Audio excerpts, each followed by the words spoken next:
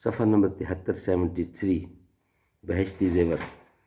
اعوذ باللہ السمیع العلیم من الشیطان الرجیم، بسم اللہ الرحمن الرحیم۔ فالصالحات قانتات حافظات للغیب بما حفظ اللہ۔ سو جو عورتیں نیک ہیں، اطاعت کرتی ہیں مرد کی غیر موجودگی میں، بحفاظت الہی نگہداشت کرتی ہیں۔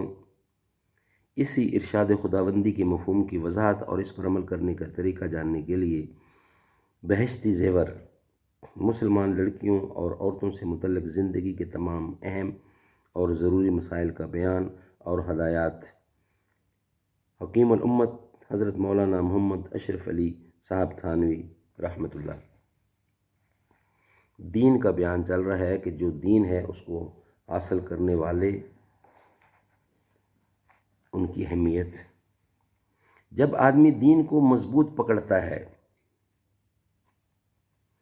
جب آدمی دین کو مضبوط پکڑتا ہے، دنیا ذلیل ہو کر اس کو ملتی ہے اور وہ اس سے علیحدہ رہتا ہے، جیسے کہ حدیث میں ہے۔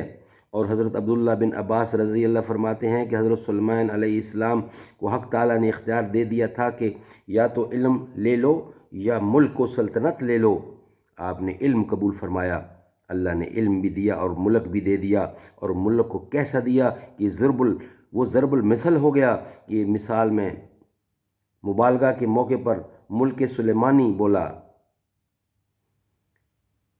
اور مبالغہ کے موقع پر ملک سلیمانی بولا جاتا ہے، اور قیامت تک ایسا ملک کسی کو نہ ملے گا اور نہ حضرت سلیمان سے پہلے کسی کو ایسا ملک میسر ہوا۔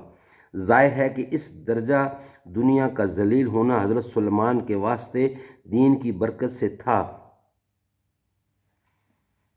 کہ انہوں نے علم قبول کیا تھا اور ملک کو چھوڑ دیا تھا۔ اور حضرت سالم بن ابی جہد جو ایک بڑے تابعی ہیں، فرماتے ہیں کہ جب میرے آقا نے مجھے آزاد کر دیا، یہ غلام تھے، تو میں نے خیال کیا کہ کون سا پیشہ اختیار کروں جس سے بسر اوقات ہو۔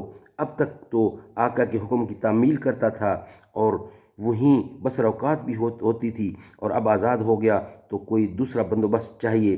پس میری سمجھ میں یہ آیا کہ علم حاصل کروں، چنانچہ یہی کیا۔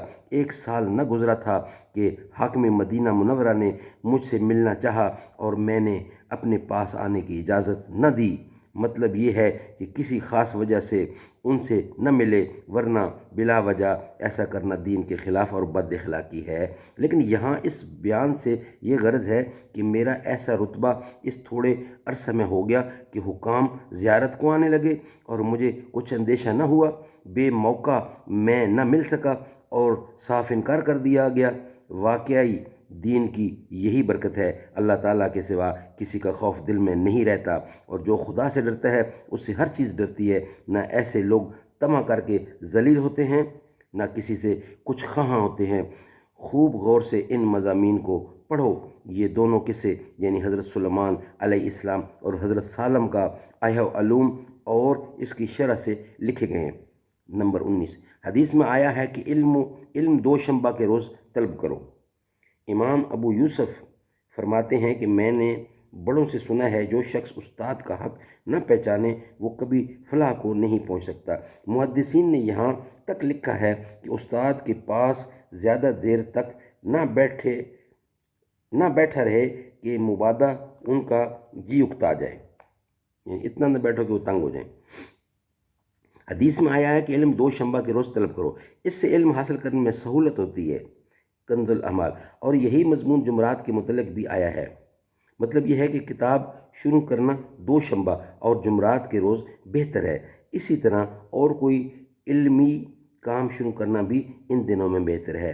نمبر 20، حدیث میں ہے کہ جس نے کسی کو ایک آیت بھی کلام اللہ کی سکھا دی، ایک آیت بھی کلام اللہ یعنی قرآن کریم کی ایک آیت بھی سکھلا دی، تو وہ سکھانے والا یعنی ٹیچر طالب علم کا آقا بن گیا، یعنی طالب علم غلام اور معلم آقا ہو گیا۔ غرض یہ ہے کہ استاد کا بہت بڑا حق ہے، جہاں تک ہو سکے استاد اور اس کی ہر تابعداری اور دلداری کرے کہ یہ لوگ اندھیرے سے نکال کر روشنی میں لے جاتے ہیں اور حقیقی محبوب یعنی حق تعالیٰ تک پہنچاتے ہیں۔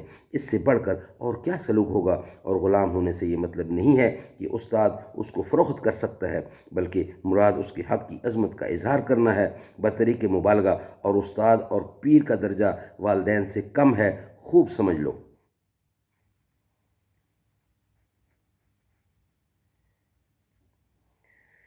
فرماتے ہیں کہ جو شخص حدیث کے ساتھ بخل کرے اور لوگوں سے چھپائے کبھی فلاح کو نہیں پہنچتا، اور اسحاق ابن راجو یہی قول ہے، عبداللہ ابن مبارک بھی فرماتے ہیں یہی۔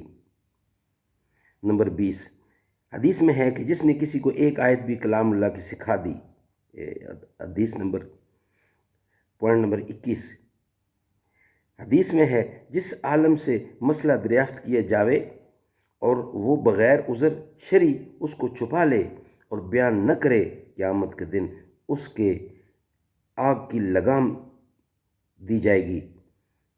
مراد وہ علم ہے جس کا بتلانا ضروری ہے، اور بخل کرنا علم سے، خواہ اس کا بتلانا فرض ہو یا مستحب ہو، بلا عذر شرعی ہرگز زیب نہیں زیبا۔